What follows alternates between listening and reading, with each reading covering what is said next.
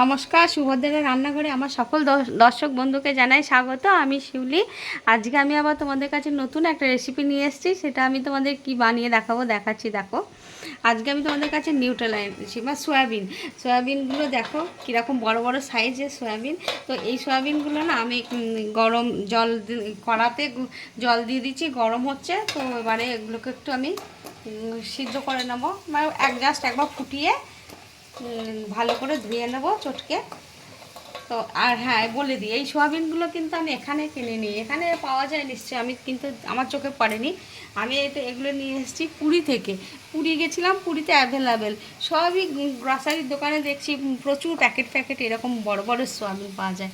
তো আমি ওখান থেকে নিয়ে এসেছি, আমার দেখে খুব ভালো লেগেছে এবং খেতেও খুব সুন্দর। একদিন আমি রান্না করে খেয়েছি, তো ভাবলাম আজকে তোমাদের সাথে একটু শেয়ার করি। তো আজকে আমি তোমাদের রেসিপিটি রান্না করে দেখাই। আমার সোয়াবিনগুলো সিদ্ধ হয়ে গেছে, দেখো কিরকম বড় বড় হয়েছে, ফুলে ফুলে এরকম। বাপরে কি বড় বড় সাইজ হয়েছে না, এরকম একদম নরম হয়ে গেছে, এগুলো হাত দেওয়া যাবে না এখন। এবার আমি এটাকে ঢেলে নিচ্ছি, ঢেলে ভালো করে ঠান্ডা জলে কচলে ধুয়ে নেব। আমি কড়াতে একটু তেল দিয়ে দিলাম, এবারে সয়াবিনগুলো একটু ভেজে তুলে নেব।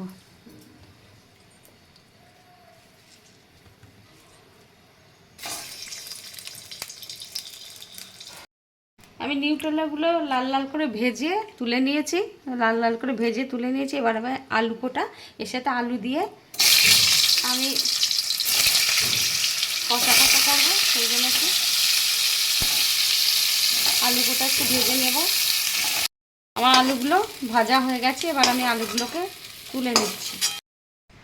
কড়াতে তেল দিয়ে দিয়েছি, এবার আমি গোটা জিরে একটু আর কতগুলো গরম মশলা, মানে একটা একটা করে ছোটো এলাচ, দারচিনি, লবঙ্গ আর একটু তেজপাতা দিয়ে দিলাম ফোড়নে। ভাজা ভাজা এ গন্ধ বেরাতে শুরু করে দিয়েছে, এবার একটু পেঁয়াজ দিয়ে দিলাম। আমার পেঁয়াজটা ব্রাউন কালার হয়ে গেছে, ভাজা ভাজা হয়ে গেছে। এবার আমি আদা রসুনের পেস্টটা দিয়ে দিচ্ছি, কাঁচা লঙ্কাও আছে, আদা রসুন কাঁচা লঙ্কা পেস্টটা দিয়ে দিলাম। এবার একটু কষিয়ে নেব, একটু হলুদ দিয়ে দিচ্ছি। এবার জিরের গুঁড়ো দিয়ে দিলাম 1 চামচ, ধনের গুঁড়ো দিয়ে দিলাম। এবার আমি ভালো করে একটু কষিয়ে নেব। আর আদা পেঁয়াজ বাটা যে বাটি ধোয়া যে জলটা দিয়ে দিলাম। এবার আমি একটু ভালো করে কষিয়ে নেব।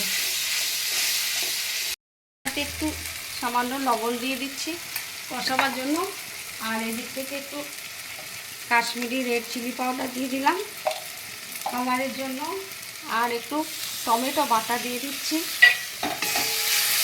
এবার আমি ভালো করে আবার কষিয়ে নেব।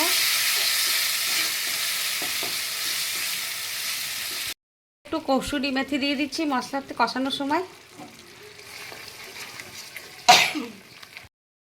একটু চিনি দিয়ে দিলাম। এবার ভালো করে কষিয়ে নেব। তারপর আমার মশলাটা কষানো হয়ে গেছে, খুব সুন্দর গন্ধ বেরোচ্ছে। এবারে আমি সয়াবিনগুলো আর আলুগুলো দিয়ে দিচ্ছি, এগুলো একটু কষিয়ে নেব। কষিয়ে নিয়ে তারপর জল দিয়ে দেবো, গরম জল দেবো, উষ্ণ গরম জল। এবার আমি একটু উষ্ণ গরম জল দিয়ে দিচ্ছি, একটু দিয়ে দিলাম।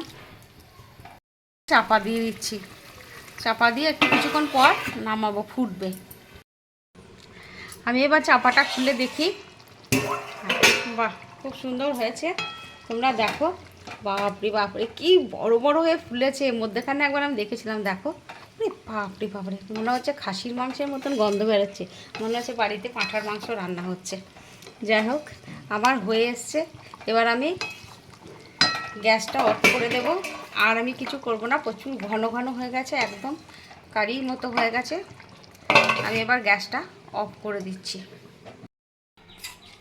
আমি এবার সার্ভ করে দিচ্ছি। তোমরা দেখো কীরকম বড় বড় সাইজ হয়েছে, মনে হচ্ছে খাসির মাংস, অসম্ভব সুন্দর হয়েছে।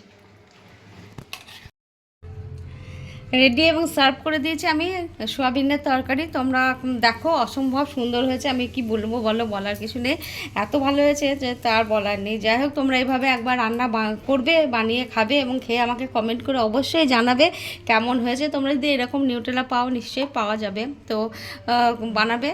আর তোমরা সবাই ভালো থাকবে, সুস্থ থাকবে, সবাইকে অসংখ্য ধন্যবাদ, নমস্কার। হ্যাঁ, আর একটা কথা, ভাত বা রুটির সাথে, রুটি, পরোটা, রাইস সকলের সাথেই খাওয়া যাবে। সবাইকে ধন্যবাদ।